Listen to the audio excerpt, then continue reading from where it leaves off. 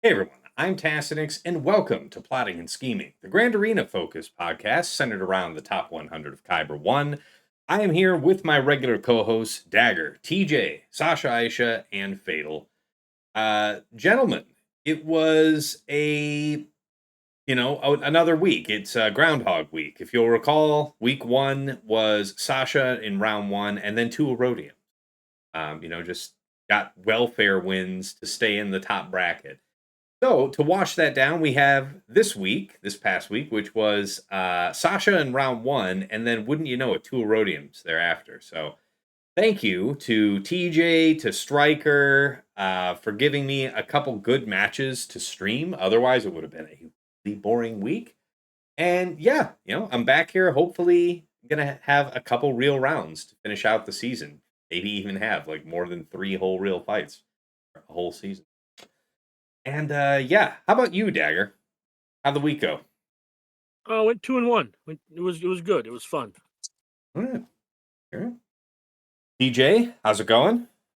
I as well went 2-1, so it wasn't bad, man. And it was a good match against Striker, and I learned a good amount of that stuff. So Yeah, always a good fight.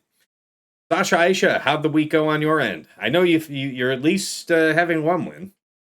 Yeah, it was a fun week. I had three matches. I think officially I went 1-2, but unofficially 2-1. As in the last one, I was playing our friend Arsenal, and I refused to attack the last fleet, so I took the L there, but otherwise had a W.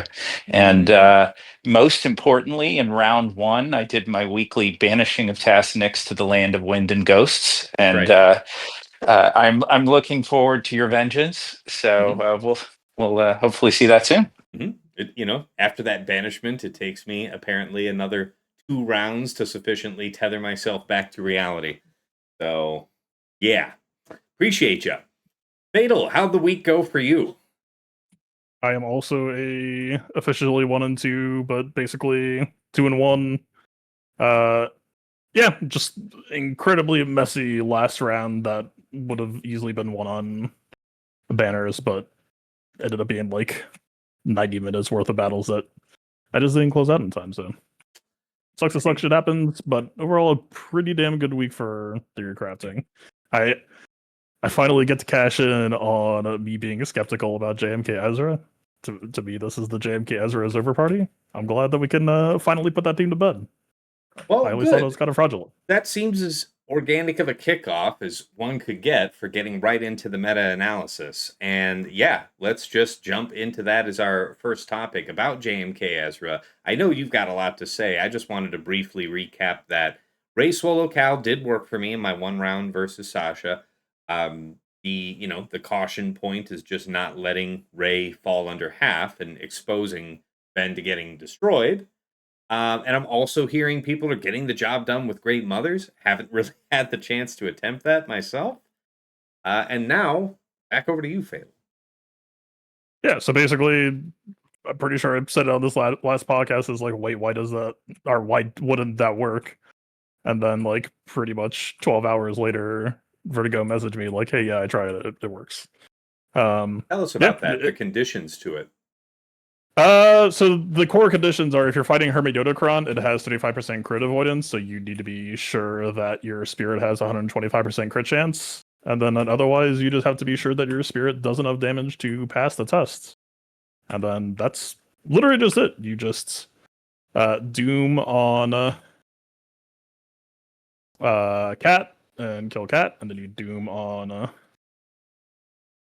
Ezra and kill Ezra, and that's it. You just mass on Cat, that one shots her, and yeah, you're off to the races. Who are you blessing? Are you trying to protect Morgan from getting smited early? Yeah, that's the entire concept. Is the team just falls the fuck apart to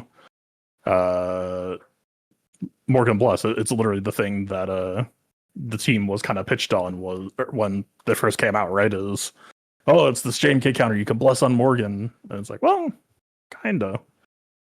Without the TWM around, that's sketchy, right? But in 3v3, we don't have to worry about Snips Dispel, so it's free, right? Even if Ezra goes first, he doesn't stun Morgan or whatever, so it's yeah. And also, I will advertise. I got a 57 with it. Nice. Yeah. That's All right. awesome. Well, sure. We'll take a look at the. I Go ahead. had a no button bug with Ray versus JMK. Pull up. I mean, I would have won the fight. To be clear, I had like 2 minutes and change left and just JMK.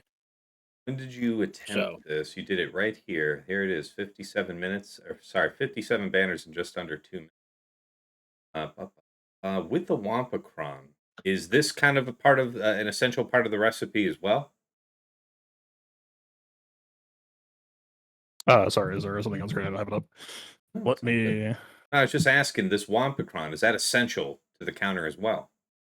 Fundamentally, I'm going to say the answer is probably not, but you want to make sure that you have, a boatload of critical damage if you're not going to use Wampacron. Wampacron is just kind of the surefire bet. You can also kind of just look at this as we're looking to match investment for investment. So if you see an Ezra with like 3 health set, 4 health primary with high percent off in secondaries, maybe that should factor into your investment choice for the fight. But if you have like a crazy crit damage Kron that has like Nicester D to O, like maybe that could be fine too. Although crucially, D to O won't affect the cat mass. But yeah, this is really just a question of how good is your spirit, how good are the mods on your spirit specifically, and then shore up the Datacron with enough damage to make sure that they cannot ego check the amount of damage that you deal. Dig it. How about the rest of you guys? Any interesting experiences fighting JMK? I mean, we already heard about Dagger's no button. Sucks. Happens. Well, I'm just saying it's been pretty. Ray versus that's been relatively consistent for me. And by relatively consistent, I mean that's the first time I ever lost the fight. I don't know. I'm not saying the Great Mothers doesn't work, but I don't really have the Datacron budget, and I don't think my spirit has 125%. Anyway, going down the thing, like I'm not sure that mine works, but I'll just remind the folks that GL Ray works, and she's kind of like, unless you're fatal, she's kind of ass on defense. So, this is a good use for her. Means I can't queen her for free. Yeah, I mean, it does mean they're queening something else, but you can still make that a problem. Fair. I mean, they were going to queen something regardless. I'd rather it just not be Ray. When Ray can trade for what people think is one of the best teams. I mean, it's a really good team. I'm not saying it's not one of the best teams. Yeah, I'm simply pointing out that the public perception right now is that it's the gotcha team. Yeah. You know what I mean? If you see That's it, the public perception. So by saving Ray to just handle the gotcha team, as opposed to letting you 57 it for free, I'm just going to take that trade personally. To get it. I can't speak for anybody else. But yeah, TJ Fatal, any interesting experiences there? Did you stick to a similar script from last week? For JMK Ezra or for LD? I'm sorry, I meant TJ and Sasha, not TJ. Oh, Yeah, that was a I'll jump in reflex. quickly, like as like a reminder that in the world before or without those counters, it can be a pretty unforgiving squad. I had saved my Ray Ben Cal for that, and ended up having to use Ray Ben Cal somewhere else. Sorry, I got somebody at the door. I had to use somewhere else, and then had to found one in the back wall I was unprepared for. So it can be unforgiving. Yeah, Fair. It's one of the reasons why I like the Ray thing, because if I was planning to use Great Mothers and then they just stacked a bunch of things that Great Mothers was good against on the front wall, I feel like it's easier to draw out Great Mothers than it is to draw out Ray. Because I think Ray actually has less teams that it gets great banners against than Great Mothers. So that's my personal kind of thought process on it, where it's like, yeah, I could 57 it with Great Mothers possibly, but I mean, like, Ray struggles to 57 banners some of the other really good teams just because mechanics don't work in her favor. Sure. Speaking of mechanics not working in our favor, I wanted to move on to Slacker Dre. So I don't know if you guys have anything new to report, but for me, I had my very first loss. Same. With Same. I had my first loss this week. Yeah, with JMK versus Slacker Dre. yeah, it's pretty nuts how it goes, because when this does happen, it is RNG, but when it does happen, it doesn't feel like there's a lot you can do about it. So you do your JMK middle, your cat takes a turn, swaps back to JMK. JMK does third on cat, and then after that, in the turns thereafter, crew, the Kylo Ren unmasked on the enemy team can choose to stun cat. At which point, the way that we would free her up at this juncture would be to ultimate with JMK when we get there. Or use middle on her to cleanse her. Yeah, if the cooldown was available for it. But the the issue is that we were out of phase. I can pull up the footage for it, but the idea here is that Dre chose to do the series of basics on cat.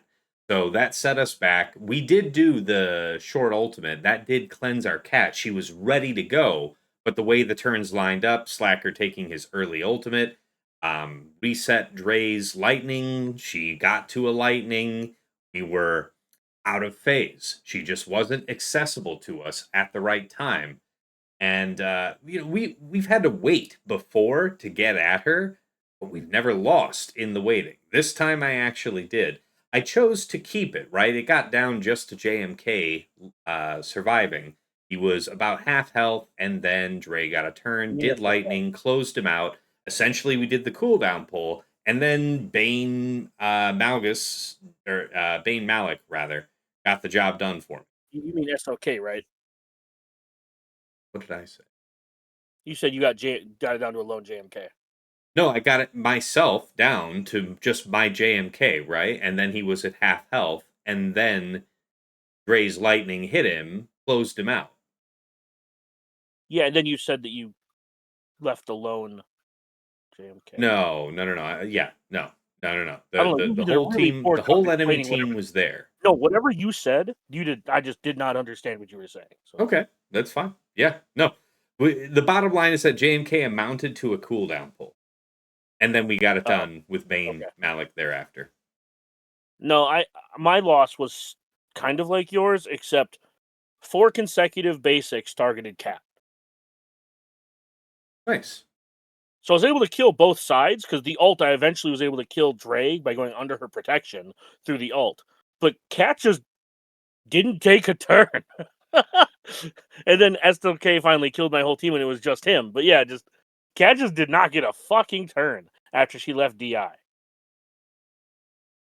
Yeah. Tough to say. So that was the first time that happened to me. Sorry. Yeah, no, it's tough to say which situation is worse, but I'll say this. I got to clean up deeper than Bane. I'll say that. Yeah, that is. It feels like there's no counterplay for that. If that's the way the RNG breaks down, you're just hosed. If they roll the 33% 2 to 3 times in a row, which at that point is like 1 in 27 or whatever, right? 1 in 3, 1 in 3, 1 in 3. If they hit you 3 times with that 1/3, like, okay, 1 in 27 fights, I'm just gonna lose. It seems to be about that, because this has been a stalwart now, and losing it sucks. They have to hit that third basic. The third basic. She basics 3 times. I understand. I'm saying the third time she basics, if she hits cat in a row, that's the TKO. Because you can come back from the first one because she'll be in DI. The second one you can come back from because she's feared for 1 turn. So you have to make it to the short ult, like you said, and then you can kind of maneuver your way out of it. The third one is just you're locked. And then she goes back into hiding. And then SOK gets the ult for the second time.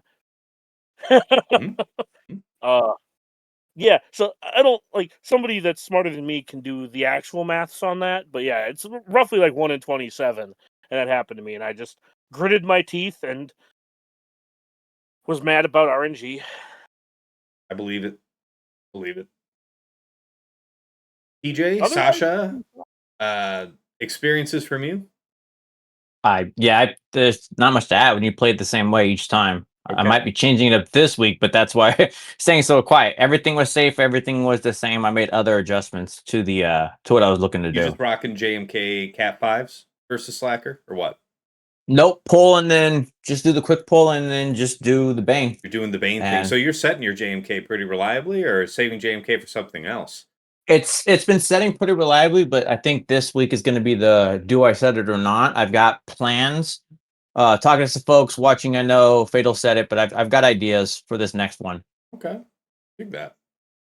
Anything from you, Sasha? Yeah. Sorry, can you hear me? You sure can.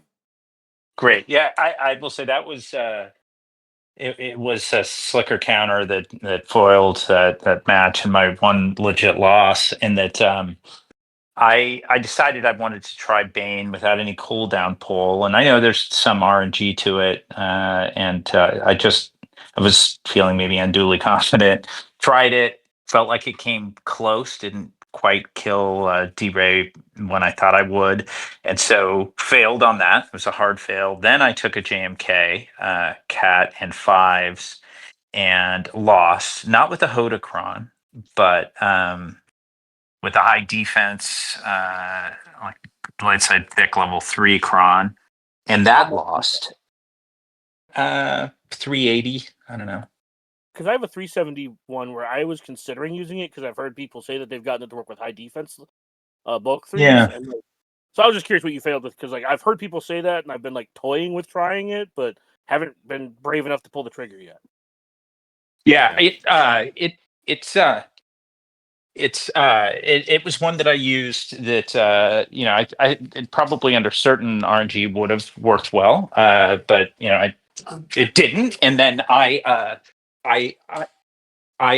ended up having to go with Array instead, and that's why I didn't have it for JMK, as I mentioned before. Yes, appreciate you adding that. All right, next team in the meta-analysis. Of course, the Inquisitors. So, only fighting you the one time, Sasha. You set, want to say, Riva, Seventh Sister, and Ninth. So you had Grand Inquisitor reserved, and you used him on offense. You didn't have him set anywhere else. I guess first on the Riva, I just wanted to say, yeah, man, that was rough. And I want to say you had over 100% health on the stat. Of course, you get the 200% from the level 9. They were huge. Right. I wanted to say I dropped off. I dropped using my first likely counter to it, and then I decided, kind of for shits and giggles, to throw in Qui-Gon, JK Cam with the highest crit damage cron I could, to see if I could piece it apart. Maybe kill a squishy, maybe Seventh, maybe Riva. I don't know. And yeah, things looked rough. Maybe we were going to be ability blocked when the time came, but it just so happens that JKA was freed up when Qui-Gon was finally beaten down, and boom, we kicked off, and Seventh Sister was down to like half health. We were quite some way away from the boom that I needed. So I ended up. Took a look at that, by the way, Tass, like that video, because I didn't get a chance to watch your stuff real time, and I watched it. I think the next morning, and that Qui-Gon Jinn, that Qui-Gon Jinn battle, the JKA AOE, it absolutely would have cleared it if you'd have gotten a crit. Seventh Sister was the other two. Ninth Sister and Riva were both crit, and they were crit. I want to say Ninth Sister was crit for like 600K and survived it.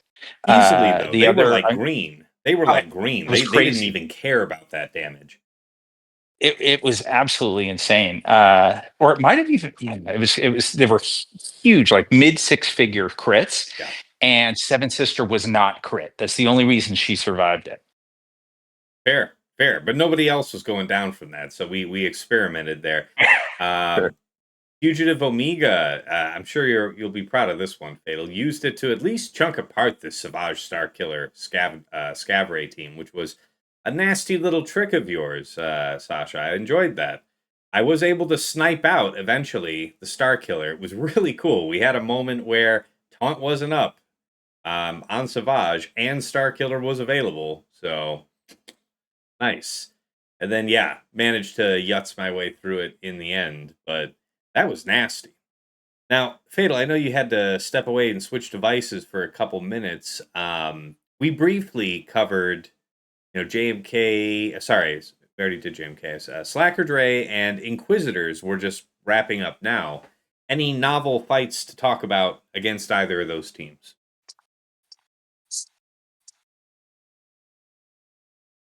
I've really just also first though. I sound okay. You sound a Yeah, little we can hear distant. I can raise you up a little bit and compensate. It's all good. Keep on going. Yeah, I've largely just stuck to Bane versus SOK, largely by necessity. And also I've mostly gone back to one-shotting, or not one-shotting, cooldown pulling. Really, the season for me kind of feels determined by the late realization of Great Brothers versus JMK, kind of getting to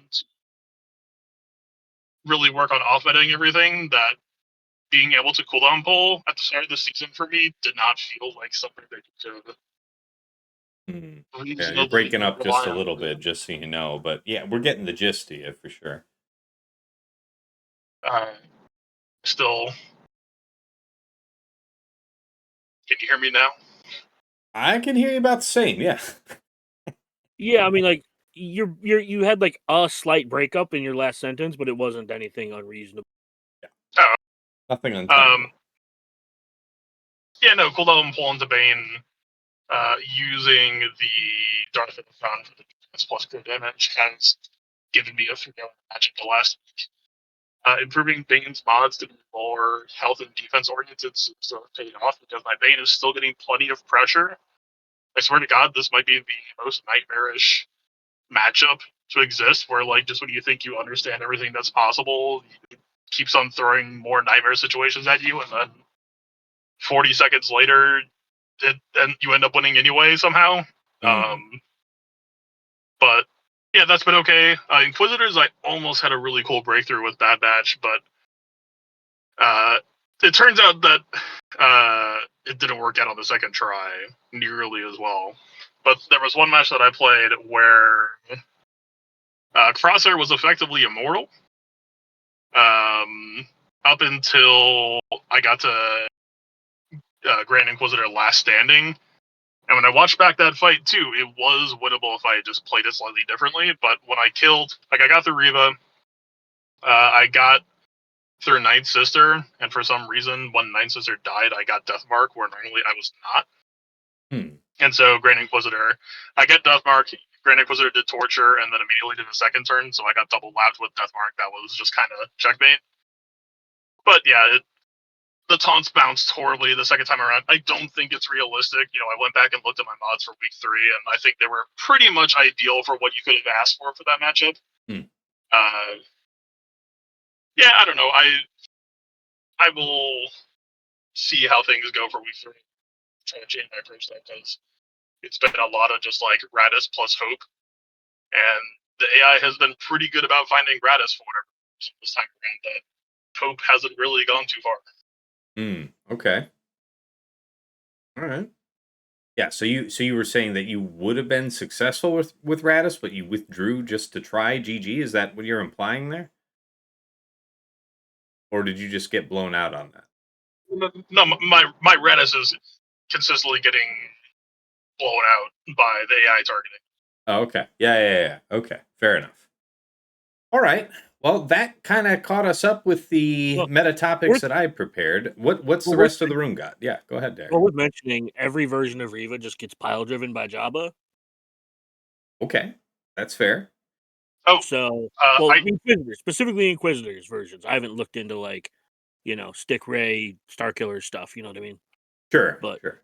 Specifically, like 3rd, 9th, and either GI or 7th, 97% versus GI, and where was the one versus 7th? 92 versus 7th. So I think. So I can also. I can shout out that I was able to successfully attack Wampa and got holds at least on the first 2 rounds. I can't check my history, and I know I got one shot on the 3rd, but Jabba is postable right now, I would say. Oh, yes. Yeah, I've gotten holds with it every round. Yeah, Jabba's been really good for me. Yeah, it would be unfortunate to have to need it to take down this Reva, but... Oh, you don't need to. Like, Seer Malicos does it pretty easy, like 100% over 392 fights. I believe that for sure. Gungan's does not work. Bane is 93% over 72 fights. Treya does not work. C is 88% over 68 fights with Setwat. DRZ fails. DRZ not good here. That surprises me, actually. Malgus 58%. That does not surprise me. Yeah, Malgus I don't think would be terribly reliable. There's just not enough, especially if you're doing the Malik thing with Bane versus Slacker. You not having another relief tank for when Malgus is not taunting is just a quick recipe for your sides to just be exploded. Malgus doesn't have the oomph by himself for that. To almost no one's surprise, probably, Ray Ben just absolutely concocks this team. I mean, Um, all right, but other meta matchups, guys, before we move on from this, I wanted to give you the floor. Anything else you thought was worth covering in specific before we move on to favorite attack and defense? Okay, that moves us into favorite attack and defense of the week. So, should be pretty easy. Can I go first because I'm leaving in like a minute? Yes, why don't you go first, please? Where is it? I didn't have this picked out. I didn't know I'd be here for this. We got the kits done way earlier than I thought it would take us, so my apologies. Tell me where we're going. Yeah, it was round 2. Okay, what do we got? Oh,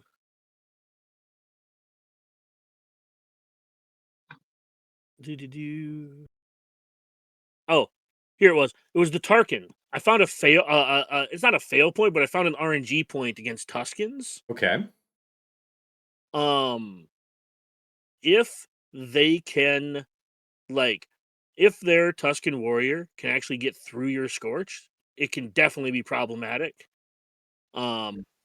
Because you do spend some time stunned because of their momentum, whatever.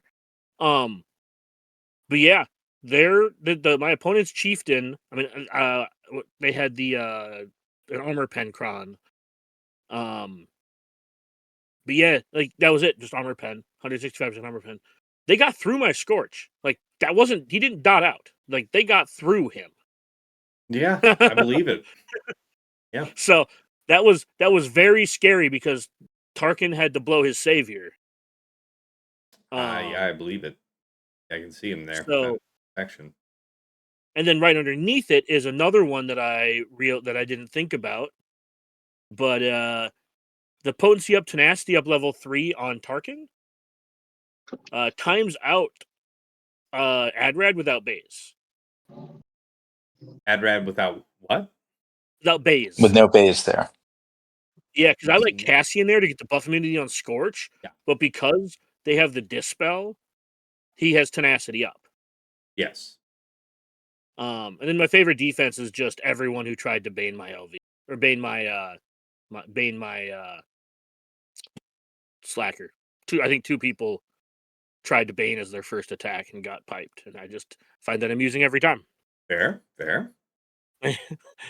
Somebody didn't check. Oh wow, somebody did C bane into you. Okay. Yeah, that's my favorite defense. But yeah, that's really quite something, isn't it? Where's this? There it is. Okay. Yeah. All right. So somebody did a first attempt Bane Malik. I want to say it's the Rolocron being used by Herbert with Bane Malik to one shot first try a Slacker team. I believe that. Yeah. That's out there. That's out there running around. But anyways, you guys have a good rest of the show. Yeah, appreciate you, man. Thanks for joining us. All right. Anything else you guys wanted to cover? Otherwise, could I request going next? Please. Yeah. Are you also needing to jump off soon? I know you got stuff going on. Yes. Okay. Yeah, please. Yeah, drop it on this and anything else you have to say since you're going to have to jump ship. Sure. I already kind of gave you most of the interesting fights from this week. One thing that I think was cool that's worth mentioning is Nisus versus Jabba did have an interesting wrinkle where I saw Jabba who had the high defense plus health regen on getting Plague applied, the kind of timeout stall out setup. And normally I would have said, well, Night Sisters win against that, fine. You just need to, use Marin to fish for Asajj revive, and then use the Omicron to get the healing immunity applied, and then you win that way. It's fine. But this Jabba was built, well, correctly or incorrectly, depending on how you look at it, was built for tenacity that my Asajj couldn't land the healing immunity. And so at first, my prediction would have been that it would have been, okay, he did everything right. I got shut off. He hard counter Night Sisters, or like he teched me. But the irony here was in trying to fish super aggressively for Asajj to get her healing immunity, I was, constantly spamming turns between Marin and Asajj doing basics, which was continuously calling Talzin to revive. That at the point where I said, okay, I give up, I'm not going to land healing immunity, and then just hit auto basic, I had stacked my Asajj so much that it didn't actually matter that I didn't have, healing immunity out, because she was just doing 50k damage per basic, and it was literally the fastest Jabba fight that I've ever had. So I don't know. I don't necessarily think it's behavior that's worth recommending doing by default, because I did get still somehow pretty lucky that whenever I do Marin revives, I always seem to hit Asajj. That, like, depending on how your Talzin is built, you could really easily hang yourself if you don't have a properly built Talzin. That, yeah, I don't think it's like a good suggestion for a default thing to do, but it was the most convincing or dominant Jabba win that I've seen otherwise in terms of kill time. So I'll have to keep that in mind for the future. That's a side of Night Sisters that I hadn't really considered before. Asajj oriented gameplay. And then, I haven't been able to look at my defense, so I can't tell if there's anything interesting there. But final thoughts, I would really just say is, this week really kind of proved to me that there was more sauce in the season than was readily apparent. So I was pretty frustrated at the season start. I don't really have anyone to blame but myself for not, putting more effort in or trying harder to figure out ways to break through. And to be honest, like, the game plan still isn't wrinkled out yet. Planned out a little bit. There's still wrinkles that I'm still trying to smooth out. But the game plan is clear at this point, that I do think I could post a pretty heavy defense. And I don't think it's heavy enough to, like, be net positive, but I think it's heavy enough to at least be net neutral and try to force some mistakes. So I don't know. All told, that's not a bad season by any means. It's probably a pretty enjoyable one for how much off meta theory drafting there was. So I'll hold myself to the flame a little bit. I do think there was some missed opportunity. Lumpacron only just came out, but I had a 100% crit damage Cron was like the first Datacron that I happened to roll in set 22. So all the ingredients were there. I could have gotten Great Mothers to work. I just didn't think to do it. So yeah, it is what it is. Fair enough. All right. Well, I appreciate you joining us here. If you're having to take off. And we'll see you next week to hear how the plan went. Latest and greatest. Sounds good. Hopefully better. All right. Take care, man. Safe drive. Y'all too. Later. All right. Let's move in then. Let's see. So we've got Dagger and Fatal out of the way. TJ, how about your favorite attack and defense of the week? Defense felt pretty solid. I don't know if I'm gonna have a favorite, unfortunately, for the week. They all did what they were supposed to do, right? So it's like I'm going through it now just to make sure. Mm-hmm. The JMK Ezra obviously felt pretty strong. Jabba feels like I know it's been talked about, and I feel like it's definitely the moneymaker. Everything else feels pretty solved right now. Favorite attack, honestly, I'm gonna go to the cleanup. The cleanup with Striker felt really cool. I know we saw it. Finding a place for the Barris Cron, and it was the JKR Barris. So I had basically whiffed. Yeah. But watching JKR Barris of all things and felt really strong was probably my favorite attack of me dropping. Yeah, you seeing kept how this well. loss. You kept that turn meter preload. You liked where the Yep. cooldowns were there, and then you Yep. went back in Yep. and mopped them up. And it just felt overall. I mean, honestly, because of the defense line, it may be able to go stronger on offense if you think about it, right? Because doing the damage reduction, doing everything else, I feel like I had a lot of control over the fight. That remains probably the most fun of seeing a fail and it working out pretty well. Fair. Let's see. Okay, so that was your both of your. Sasha, how about you? Your favorite attack and defense of the week? I'll start on defense with one that we previously talked a little bit about. That was the Savage Star Killer Scab Ray.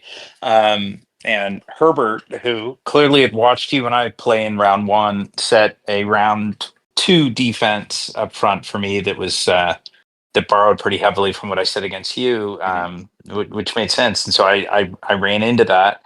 And it's interesting. When I had originally set it for you, I liked the idea. I wanted to get a chance to see it in stream, but I really like Seer Malico Star Killer on D. It has very few predators, and so I'm like, oh gosh, it kind of sucks to lose that. And Seer Malicos on O without Star Killer, it has its uses, but it's not quite the stud that it is if Star Killer's there. So I wasn't so sure about it until I had to face it myself. And it's one of those things where when you're actually in the seat having to take that thing out, I wasn't very confident on too many counters to it. So I know it's clearly beatable and it has some, but it was one of my own defenses that I thought would be fun to set against you, but I didn't think too highly of it. And then when I faced it myself, I'm like, yeah, that's probably better than I give it credit to, or at least has a narrower set of counters available. So that was one that I really liked. In terms of uh, offensive attacks, I guess one of the things that I'd say might be directly related to that. That's that reminder for me that while Savage, Treya, Nihilus, Savage is by far the optimal trio there with Treya, is to have Savage because he's such a great tank. If you spend Savage elsewhere, like with Star Killer, that Treya, Nihilus, particularly with high defense, and a third, and it could be Talon, it could be Set, it could be Scion. It's honestly kind of sad that it can't be Scion by default, but still has a lot of versatility and a lot of survivability. And I used it against Jedi Master Mace. I think in the last round against Arsenal. I still like that versatility and utility of Treya on offense, even without Savage. So that's probably what I would call out. I see that you chose to take The Sith Empire Trooper over Scion for this successful fight I versus did. Jedi Master Mace. How critical do you feel that was? Because who is it that was getting kidnapped? Oh no, this is no temple guard, so nobody's getting kidnapped. Yeah, no temple guard, but you still run some risk with whatever shatter point that they can ignore a taunt. But I just felt better with Set there than I did with Scion. It's my Scion is R8, my Set is R9. Set has a little bit of passive taunt, or kind of indirectly can get to taunt passively if they were to target one of the others down. So I felt a little better about it. I don't think it was critical though, honestly, Tass. I think probably Scion would have worked there. But yeah, I think the bigger point is that just losing Savage doesn't mean you really kill that team. I think it's still got good utility. Fair. All right. Let's cover mine then. My favorite attack and defense. Gosh, I know we did some cool things after we knew Battleship. So we did pull off the Radis again versus the Tarkin. Up.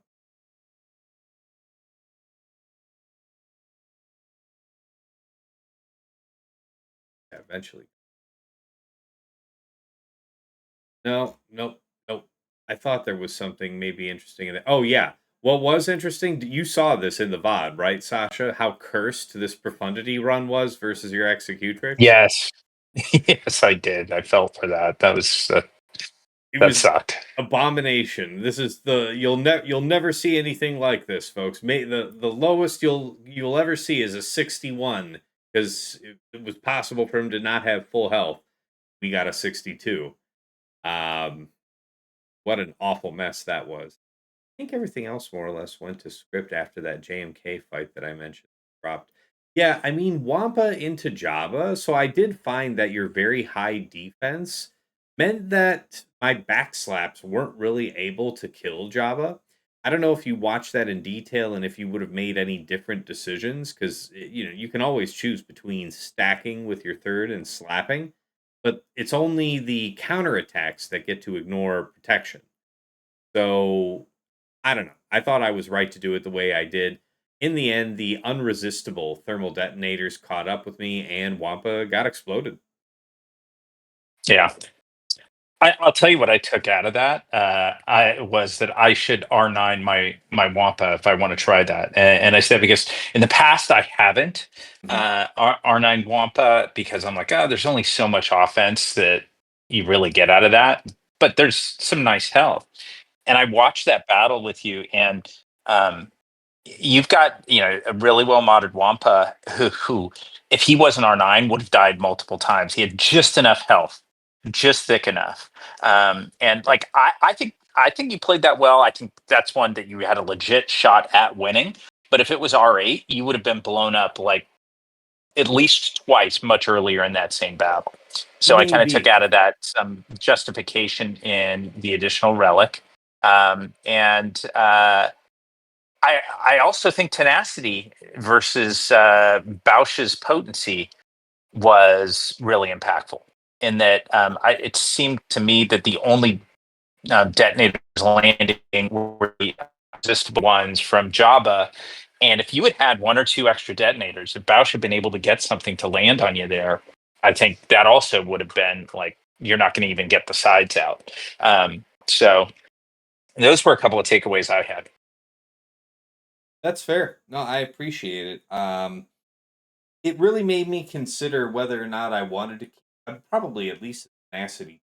But also, there are folks that have moved their Wampas the lifetime of this Datacron into an offense set just to start off from a dramatically higher point and take further advantage of that stacking crit damage, right? Because we needed that if that fight was going to be successful for me, particularly against a high defense Java team. I needed to overwhelm your team early. I couldn't rely on that going late. The unresistible deaths continuously managed to break through me refreshing my protection. And you've got the ticking clock of the ult. Which is, of course, what ended up finishing. And yeah, you just don't have forever. So the high defense seems pretty dangerous. I liked it. It was good. Okay. That's it for this segment. Let's move into takeaways and final thoughts, guys. Good week for I think a lot of you. It's mostly Groundhog Day for me, but I have a real match for this first round, and it is not against Sasha. It is against Baby Yoda. So something real, something interesting to look at tomorrow. Should be fun. And yeah, I mean, I have so little experience and a couple rounds of break in between after that, so hopefully I'm not too rusty. I'm just trying to have an interesting week here and see how the chips fall. That's it for me, though. TJ, how about you? Your takeaways, your final thoughts. Uh, Getting into the round 3, man, I feel like we're here, right? We're at the end. I know where we're getting to. I think we're all pretty set with what we're trying to do. I have a couple things where I'm gonna try to risk round 1 to see what it does for 2 and 3. But I feel like we're corralled. The numbers are there. I don't know what more we get to gain from this week, so we'll see how it goes. Hoping I'll be happy with the 2 and 1 because then it keeps me in where I need to be. Haven't been able to see where I'm at, so I think it's blind. Uh, I'm still where I was at week 1, though. I feel like everything's pretty well solved. I don't. Where is going to be the magic of the JMK Ezra coming this round? This round of what we've seen. So we'll see what happens, man. I'll look forward to it, and I'll look forward to your round 1 to see what it's going to look like. Fair. Appreciate that. All right, Sasha, Aisha, how about you? Your takeaways, your final thoughts, last words for the folks at home. I think like we've been saying, or like what most of you guys have been saying, is that I feel like it's in a little bit of a better state than I was fearful it might be. Like because it felt like it was efficiency doldrums. At least until like the full impact of a new pirate squad was going to hit. And I think there's some interesting stuff out there. Like I'd say in our bracket, I think the onus is on the rest of us to manufacture something that's tricky for Herbert. He's been running really well offensively. And I will say hats off to him both for how he's attacking, but also the fact that he's gotten a little bit more bolder with his defense, which I appreciate. Like it's a lot more fun to play. So I think that's going to be a fun part of this week. And I'm disappointed we have as many Erodiums in the top couple of groups as we still do. But yeah, I feel better than I was afraid I might. That's where I'll leave it. All right. No, I'll take that. Now, Dagger's already left us. If he were here, he'd say, Robble, Robble, we'll see how it goes if I have time this week. Robble, Robble, Tass, your hat sucks. That about cover it, guys? Nailed it. Perfect. Nailed I don't know how you could do it any better. Perfect. He could not do it better. Yeah. Thank you. I appreciate it. I'm glad you guys appreciated the Robbles. All right, and if Fatal were here, this is the part where I would ask him where the folks could catch him this week, and that will be at twitch.tv /playbook TV. And then he simulcasts his live streams as well on YouTube at the Playbook channel. All right, now, wrapping this up, you guys know where to catch me live. That's going to be twitch.tv /Tassinix. I also simulcast from my YouTube channel, Tassinix Gaming, where if you have not been over there before, you should check it out because in addition to being a rebroadcast point for plotting and scheming, there's a whole bunch of Swug-related content over there. We've got all my Grand Arena VODs with chapters added for easy browsing. We've got stuff like my Datacron set guide video for Grand Arena. Datacron set guide video, for set 23, but also I was thinking about the GAC Omicron Fearless video. We've got the How to Mod Guide series, the mod guides for individual characters and factions, whole bunch of stuff over there.